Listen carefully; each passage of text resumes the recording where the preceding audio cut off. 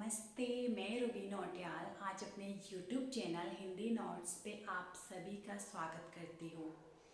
दोस्तों, हिंदी और उसके विकास के क्रम में ये मेरी दूसरी वीडियो है। इससे पहले मैं एक वीडियो बना चुकी हूँ, तो प्लीज़ पहले आप उसे देखिए और उसको समझिए, फिर आप इस वीडियो को देखेंगे तो इसको अच्छे से समझ सकेंगे। हिंदी का दूसरा काल जो कि मध्यकाल है और प्राचीन काल हमारा पूरा हो चुका है, जहां हमने देखा कि प्राचीन काल को हमने दो भागों में विभाजित किया था, वैदिक संस्कृत और लौकिक संस्कृत। वैदिक संस्कृत को हमने तीन भागों में विभाजित किया था, जिसमें हमने देखा था संहिता और उसके ब्राह्मण ग्रंथ और उसके उपनिषद। वहीं हमने लौकिक संस्कृत में देखा कि सबसे पहले रामायण से उसकी शुरुआत हुई है और महाभारत, पुराण और पाणिनि द्वारा कृत अष्टाध्यायी वो हमारा पूरा हो चुका है। उसको अधिक जानने के लिए आप पहले उस वीडियो को देखिए, उसके बाद आप इस वीडियो को और अच्छे से समझ पाएंगे। दोस्तों, मध्यकालीन हिंदी आर्य भाषा का समय 500 ईसा पूर्व से लेकर 1000 ईस्वी तक माना जाता है। उसको हमने तीन भागों में विभाजित कर रखा है। पहला है पाली, दूसरी है प्राकृत, तीसरा है अपभ्रंश। पाली एक भाषा है जो संस्कृत का ही विकृत रूप, उसको हम मान सकते हैं। ठीक है, पाली जो है, पाली का जो सबसे महत्वपूर्ण जो ग्रंथ है, जो साहित्य है, वो है बौद्ध साहित्य, जो कि जिसको हम त्रिपिटक कहते हैं। त्रिपिटक की जो भाषा है वो पाली भाषा है, जिसको हम कहते हैं सुत्त पिटक, विनय पिटक और अभिधम पिटक। ये बौद्ध साहित्य की रचनाएं हैं या ग्रंथ है और इनकी भाषा पाली है। उसी तरह से कुछ ग्रंथ और भी हैं जिनको हम मिलिंद पन्हो, दीपवंश, महावंश और अटक कथा। दोस्तों, मिलिंद पन्हो की रचनाकार बहुत बार पूछा गया है, तो ये जो रचना है ये नागसेन के द्वारा है। जो दीपवंश है ये सिंहल द्वीप अर्थात जो आज का श्रीलंका है उसके बारे में, उसके श्रीलंका के इतिहास के बारे में बताता है। जो महावंश है ये श्रीलंका के जो राजा है ये उनके बारे में हमें जानकारी देता है। उसके बाद दोस्तों हम देखेंगे पाली भाषा के कुछ व्याकरण भी है, जो कि जिसमें एक व्याकरण मोगलान व्याकरण है, दूसरा सद्नीति व्याकरण है और तीसरा कच्छान व्याकरण है। इनमें से आपके पास कुछ भी आ सकता है कि निम्न में से या इनमें से किसकी भाषा पाली है। पेपरों में बहुत बार आ चुका है। और जो ये बौद्ध ग्रंथ है, जो बौद्ध साहित्य है, ये तो बहुत ही बार पेपरों में आ चुका है।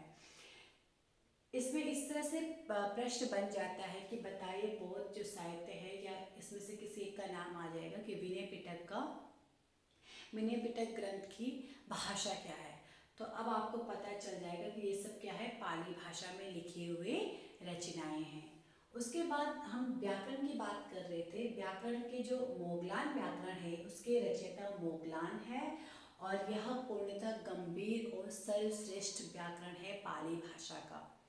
दूसरा हम देखते हैं सद्नीति व्याकरण। सद्नीति व्याकरण के रचयिता अंगवंश है। इसके तीन भाग है, धातुमाला, पदमाला और सुतमाला।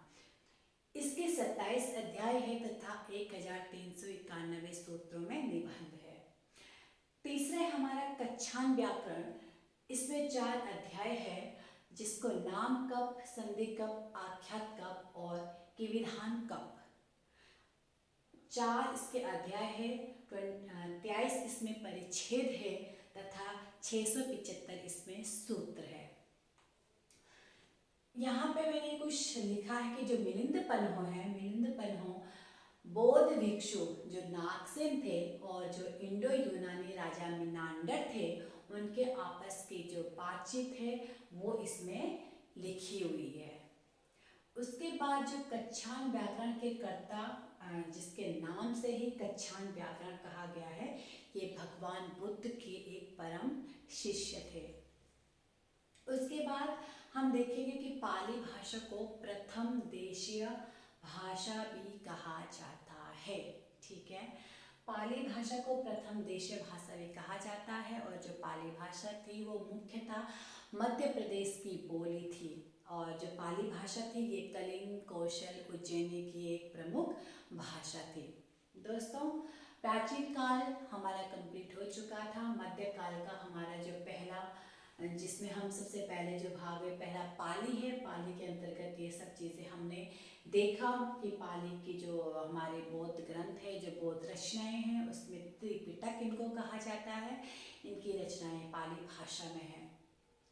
शुद्ध पिटक, इन तीनों अगर हम देखें तो इन तीनों पिटक में जो गौतम बुद्ध के जो भगवान बुद्ध के जो उपदेश है, जो उनका संघ होता था, उसमें जितने भिक्षुणी या भिक्षु जो भी उनके जितने भी शिष्य होते थे या उनको संघ में जो भी लोग आते थे, उनको जो उपदेश वो देते थे, उन उपदेशों का इनमें क्या है, संकलन है। ठीक है, जो नियम थे, जो अनुशासन थे, जैसे कि विनय पिटक का मतलब ही होता है अनुशासन की टोकरी।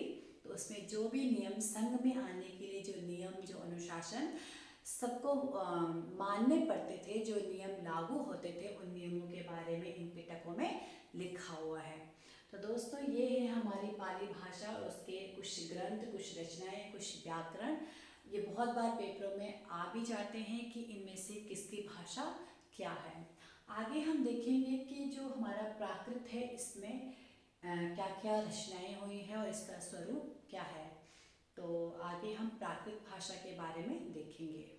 आप इसका स्क्रीनशॉट ले सकते हैं। अगर ये साफ नहीं दिख रहा है तो आप इसको जूम करके भी देख सकते हैं।